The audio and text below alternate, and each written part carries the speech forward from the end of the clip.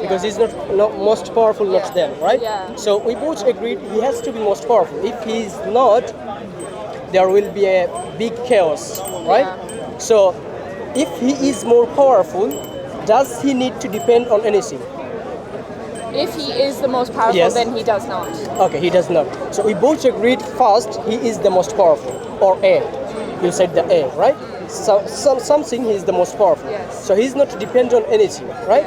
So what do you think? Does he need to take any children or any daughter or any father, mother?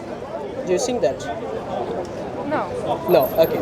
So then we both agreed he should be one, right? And he doesn't depend on anything. He doesn't need to depend on anything, and he doesn't have to have the children, father or mother, right? So how do you think? And we both agreed in the very first time that if anything like him in terms of strength, in terms of intellect, then there will be a chaos. There will be something massive thing which will not be in control, right? So he is one in terms of everything, right? So if you agree, like that is the belief we Muslim have. Yes. I'm Muslim, so that is the belief we Muslim have. You believe in God, right? I don't said know that- what. I Oh, don't you know don't- if okay. I believe Specific, in God. yeah. He's got a in cross, the that's way why I'm that people asking. say is You're afraid? God. No, So you're a No, Christian? we Yeah, don't. he's a You're a Christian? Catholic, yeah. Did you say no? No, He's not a Christian. no, I don't. We're not very set in religion. Okay. The way you said we, so you're talking for both of you? He said yes, he's a Christian. You're saying no. So I'm a bit confused now. I don't know. I am not very set in my Fair enough, belief yeah. of what God Okay, is. so if Yes. we both agreed on some points, right? Yes. So if we then give this special being, if we give a name, Yeah. if we say he is Allah, Yeah. does it have any problem? I find it hard because I cannot make definitive decisions on this. No, we are not making any definition. Yes. We are. I understand So you your said yes. yeah. In, we in said this we gave a perspective, name. We gave a that name Allah named is A. the- We yes, gave a name okay. A before, right? Yes. Then if we say this is Allah, Okay. is there any problem? I think there is. Yeah. Okay. Because I can, in my head, I can assign any name to it. So without does not name, matter to me. without name, how you call them? No, that's fine. I think the name is not important because Yeah. Yeah. she's already said that she's not settled with the concept of God, yeah? Yeah. So I think that's the first thing we need to discuss before we get to the name. Yes. So let's, so it's more logical, isn't it? Okay. Yeah. So there must be some criteria that you have Yeah. for you to say, yes, this will confirm that there is a God. And until I get that criteria, like that requirement established, like I'm not going to believe in God. You see what I mean? Because it seems to me like you are taking the agnostic position where you're not certain whether there is a God or there isn't a God. Am I right? I believe in a sort of higher thing that connects everything. Yeah. I don't know if I believe in a creator. Okay, so what do you understand by One this? entity that is more powerful than everything else. No, but when you say connects everything, what do you mean by that? Well, the trees are connected to me, How? to the ground, to the other animals, to other things in the world. How are the trees connected to you? That's the thing, is I think it's just an energy thing. Like that I don't get it. I think you're fast forwarding a lot. You need to tell me exactly how you're connected to the tree. Because the tree by itself is a different entity to you. Right. So when you were born, maybe the tree wasn't there. Or maybe when you die, the tree will still remain there. So what do you mean by connection? Like, I'm trying to understand what you mean by the phrase you use. We all are connected Yes. somehow, I believe. What do you mean by that? We don't have to be born at the same time to be connected. Say again? It does have to be born at the same time to be connected. No, not about born. I'm trying to see where the connection is, that's all. Because a tree is a different species to humans, right? I suppose. But the connection I don't think has to be in relation to the tree. Yeah. We're in the same, I might be in the same environment as a tree. Yeah, we're in I'm the on same universe. earth as That's the fine. same universe as a In the tree. same universe. No, And that is no a problem. connection, is it not? Okay.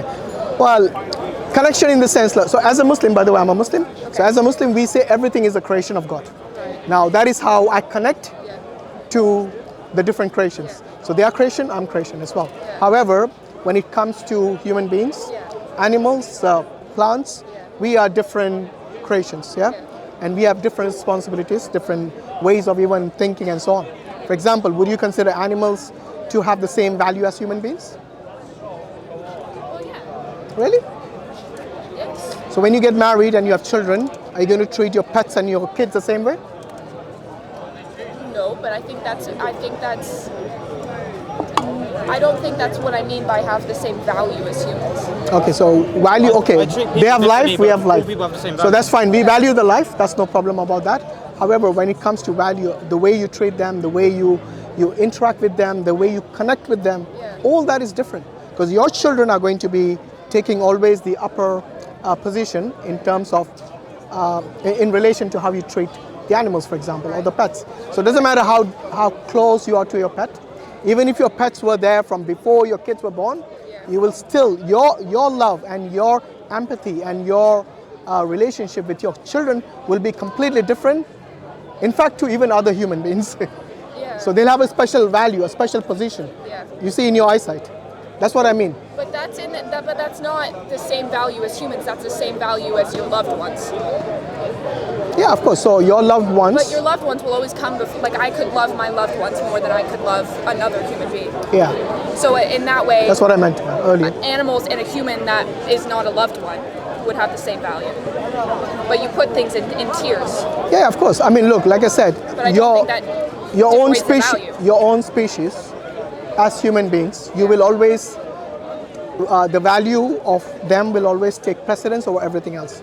So let me give you an analogy. Let's say the boat was sinking, you have one lifeboat and it's quite small and you can only take one other being. So let's say you have your dog whom you love really a lot, and you have obviously, let's say, a child. It doesn't have to be your child. Yes? You can only save one person. The boat is sinking. Now it's a matter of life and death for these two entities whom you have to save. And because you can only save one, as a human, you are most likely to save him. I think that it's difficult because we don't have the same communication with animals as we do with other human beings. It's a matter of life and death. The animal will be clearly distressed if it knows that it's going to sink and die. And so will the child. Okay? So they both need to be rescued. You value life, they value life. Yes? But because you as a human being now have to make this really tough decision as to whom you're going to save. So with the hand on your heart, whom are you going to save most likely in that scenario? But just because you say the children doesn't mean that she doesn't also value the lives of animals as much. Let's deal with whom you're going to save first before we go. Why? Before we decide why. I mean, it's a no-brainer. Come on. Anyone who... The question you asked is... It's framed for the answer that you wanted to get. No, it's not. Even if it wasn't framed this way, and you were in such a situation, let's say I never asked you that question. Let's say I never asked you this question. But by the way, this is not a hypothetical scenario. This could happen very easily. Yes? So it's not a hypothetical scenario. If it was, then I'll tell you so from the start. But because, let's say if I never even asked you this question, and you happen to be in that scenario, whom are you going to save? But the question you asked is do we value the lives of animals as much as the lives of humans? No, my question is, about children. My question is, whom do... So I've always connected animals to humans from the very start. I did not change my stance. Still very much the same. Whom will you save on the boat? Come on. It's an easy answer. Or like I frame the question as well. Let's say it's a random person. I don't know the person. Let's deal with one point at a time. Hanging off the cliff, and then it's my dog. Yeah, same scenario. You'll save your dog. Where? So you let the human die? I don't know the guy. For a dog? I don't know the guy. Wow. I don't know this random guy. Okay, so this guy could be a murderer, he could be a serial killer, he could be whoever. I don't know. That's well, my dog. I don't know my dog. The dog could be rabid. It could have killed someone. No, because it's my dog. I know my dog. Oh, you love your dog. Okay. Yeah. So you will always save your dog over a human being. If it's a random person, I don't know who it is. Yeah. What about you? I'm actually shocked with that answer. But anyway, what would you? Do you agree with him? It's different if it's your dog. Yeah. And a random human being. And a random human being. Yeah. So whom would you save? I'm not sure. You have to make a decision. There's no time. They're about to die. Can I jump off the cliff? If you're insane... I put both of them into the boat, and then they both go. And where will you go? And then I die. I don't know. Okay, that's called suicide, by the way. Yeah. So you're doing one wrong for the other. By the way, suicide is wrong as well. Do you know that? Swear? Morally wrong Is to it? commit suicide. Okay. You guys okay with suicide? I would be very worried. Who's your doctor?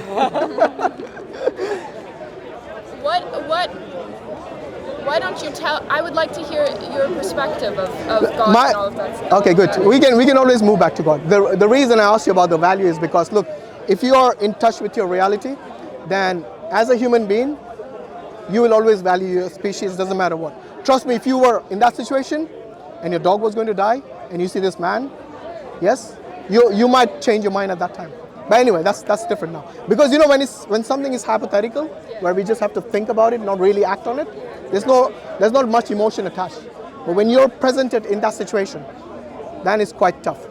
For example, if I were to ask you, if a woman or a man is suffering terribly, yes, and they wanted to die by, what's it called, euthanasia? Yeah. So let's say by lethal injection to get them out of their misery, would you help them? So, well, I mean, if it's legal in that country, which it isn't, so. If it was legal, you'll help them kill themselves? Well, I wouldn't help. It's I'm their not a doctor. decision, isn't it? I'm not a doctor. Not really. I wouldn't help them. Because they might be in a state where they cannot think right because of the pain that they're experiencing. Well, they're suffering. The doctor is telling them that there is a possibility, 50-50, for you to live or to die. Okay, well then it's up to for them and the doctor. I'm not a doctor. That's a good answer now. I'm glad actually. Give that. I thought you said something terrible. Give me where's the injection? I was scared. So yeah, I mean this thing. So you know all these things. This is something which we call the fitra. This is something which every human being has a natural disposition to identify the right from the wrong. Yes. So even if you were, let's say you were born on an island and you lived all there without any connection to any human beings or something, even then these instincts in you will remain, and they will actually they will become active when you come to these situations. And this is something we all are born with. So as human beings, we have this innate disposition, which we call the fitra in Arabic, that we always go towards belief in God, and specifically towards a monotheistic God. Yes? Because if I were to ask you, where did the universe come from? What would you say?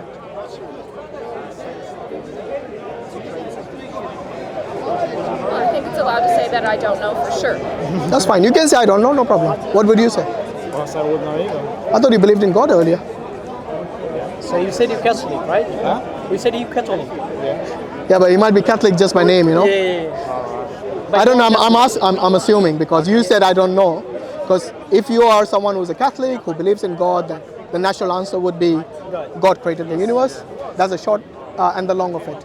But look, the universe didn't come about by itself. Yeah? Did it? It didn't. If I said that ring you're wearing, yes, just popped out of nowhere, you would say I'm insane. That's crazy. Because that is something that would never happen. Now you and the universe are much more complex than any ring you can put on your finger. Yeah? So for us to assume, and I'm not saying you're assuming this, for it to come into existence from nothing or by itself or by magic, that's something which is an impossibility. Do you agree? Yeah. And we know from science and from the studies that they have done that the universe began to exist at one point. Yes? They even roughly tell you approximately how old the universe is. It's just under 14 billion years old. So we know that it began to exist at one point. The question is, how did it come into existence? And this is the how that science cannot answer. Because science is very much dependent on observations and experimentation. Yes, they believe in empirical evidence. So otherwise they just don't say, they don't go based on speculations.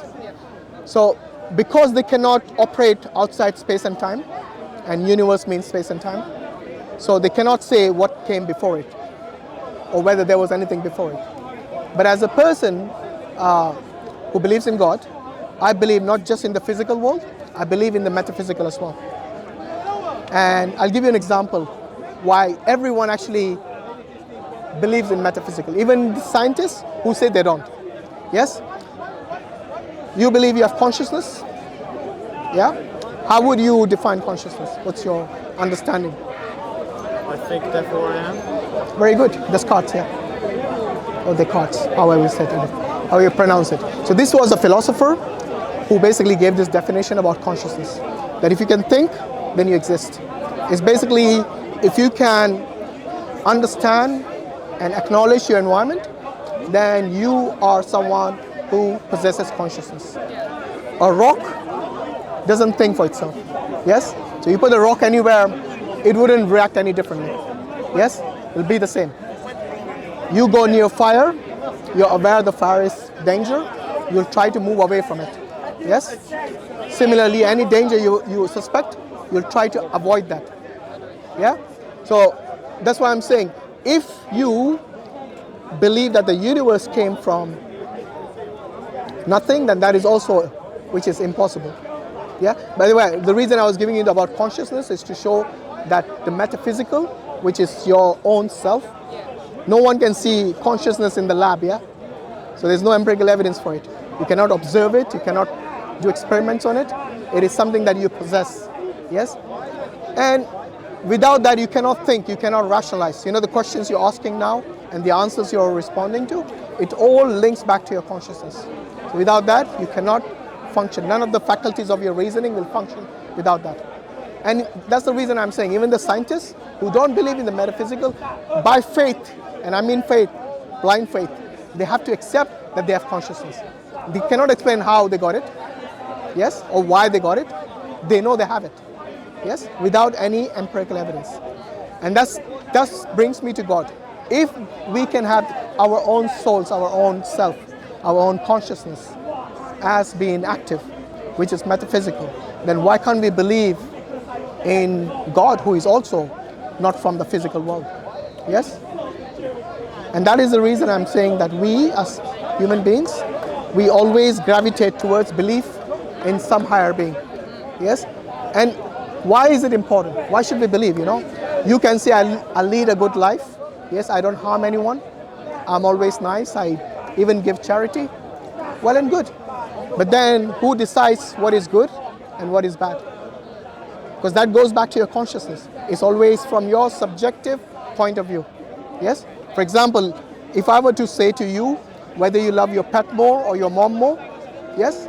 No one other than yourself can actually respond to that question, isn't it? Because you're the only one who knows what's inside. Even your mother doesn't know. Yes? Even your closest friend or relative or brother or sister can't tell you.